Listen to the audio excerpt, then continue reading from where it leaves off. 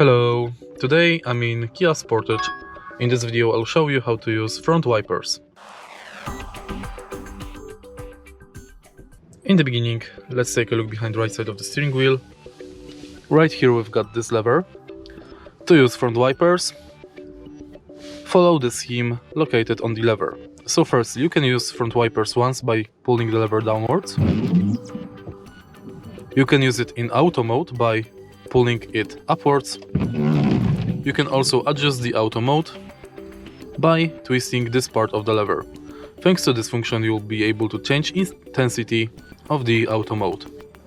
Next, if you push it upwards again, you'll use it in slow mode and again in fast mode.